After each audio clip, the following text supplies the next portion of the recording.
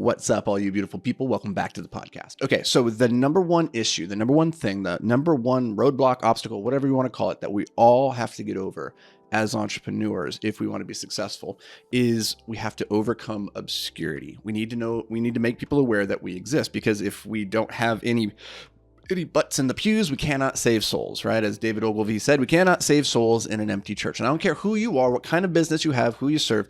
If they don't know you exist, you can't help them. And this point was driven home for me like a punch in the face back in 2019 when we launched Invictus Capital. So up to this point, I had built a number of businesses.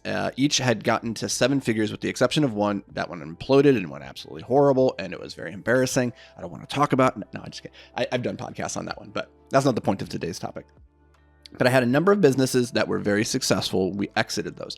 Now, the mistake that I made with those businesses is that when we grew them in such a way that the business itself was front-facing, not me or my partners as the owners of the business. And so what that meant is when I sold my shares of those businesses, nobody knew who I was. I had no brand reputation. I hadn't been talking about my journey online. I hadn't been sharing it with other people. I had very intentionally been building these businesses in a way that the business was front-facing. And so what that meant was when I then pivoted to go and build the next business, it was as though I was starting from square one. Now, I had the knowledge that I had acquired from the previous ventures, and I had capital from those previous ventures, but I didn't have notoriety. I didn't have reputation. I didn't have reach. And the truth is that resources such as knowledge and capital are great for all sorts of reasons. But if you don't have anybody to get your knowledge or your capital in front of, then it doesn't do you any good. So I had the same problem, right? I had to take the capital that I had acquired. I had to spend it on marketing to get the next business up and going, to get that flywheel going. And I did that a couple of times before I learned my lesson. In 2019, when we launched Invictus Capital, this was around the time that I was stepping out of the day-to-day activities of escape climbing. I realized I had made a fundamental mistake. With Invictus, we were launching this thing from square one, from ground zero. Nobody knew that I had been building these other businesses and I had this reputation, right? I didn't have that. And so as we started building Invictus, my partner and I, we sat down and we were very intentional about building our personal brands in such a way that the personal brand would drive attention towards the different businesses that we have in our holdco. But this way, the compounding effect of investing into our own reach and reputation can expand further. So if I sell Invictus or if I go start another business, people know who I am. I have reach and reputation that I can then deploy against that new opportunity. So instead of using the capital to go and try and pay advertising and get eyeballs onto the new thing that I'm working on, if I'm spending time and energy just overcoming obscurity with my own personal content, then when I have that opportunity in the future, I can just shift people's attention over to that. Okay, so that's the rationale why I think every entrepreneur, every business owner should be building a personal brand. And it's one of the reasons that one of the techniques that I teach for growing both your business, but also growing as an entrepreneur and your ability to communicate, your ability to do uncomfortable things, is that you need to be putting out daily content.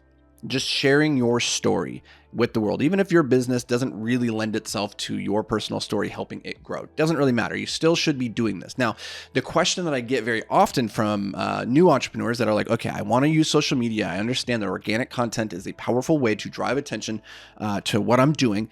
But how do I do that from a very technical perspective? And one of the questions that I got this morning from somebody was, should I have a personal Instagram account or a professional Instagram account?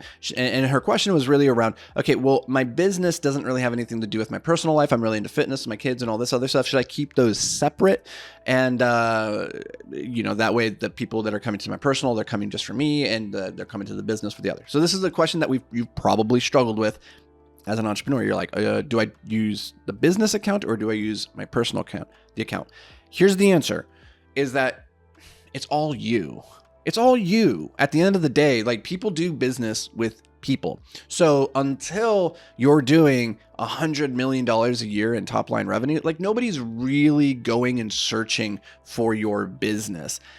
case in point, if you run, and as is the case with this woman that approached me this morning, she runs a copywriting agency. Nobody is on Instagram scrolling copywriting agencies. They're not looking for that. They're not looking to follow copywriting agencies. Now, they might be interested in how to use copywriting to, grow their business, make more money, and they might subscribe to different copywriting accounts, but that is probably an individual who they like, who they know, who they trust, and who's that person is sharing their story. They're sharing these lessons in a way that the person resonates with and wants to apply. So do not split the two, first of all, because what will end up happening is you will dilute your focus. It's already hard enough to show up every single day and create content for one account. To try and do it for multiple accounts, you're signing yourself up for a recipe for disaster. So bring it all into the same account, use your own personal name, and then make it clear what your businesses do in the bio or in the description, but make it your account.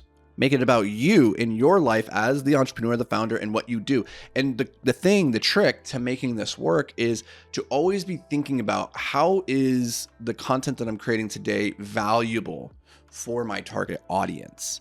And so you can share videos with your kids or the vacation that you took, but only if you can tie that back to what you do and how it can serve the audience. Now, if that is, hey, it's important to, I'm all about, with my copywriting, helping you make more money in your business so that you have more time freedom to be able to go on vacation with your family, with your friends, and have these moments, these memories, right? So that you could tie it in that way. But that's the important key here, is that you're not just being willy-nilly and showing pictures of your dinner, right? Without context. You need to explain and give context around why you're sharing the thing that makes it valuable for the audience. So that's the super long answer. Just have a personal account. Now, you can use a professional account or a business account on LinkedIn or on Instagram, whatever, doesn't matter, but use it as though you are the business. You are the thing that's trying to attract attention to you. You are the compounding vehicle. And then you have all these other ancillary things that they can go and explore and learn more about. So that's where your calls to action come in, but we'll talk about that at another point. And that's going to do it for me here, guys. We'll catch you in the next episode. Stay hyper focused, my friends.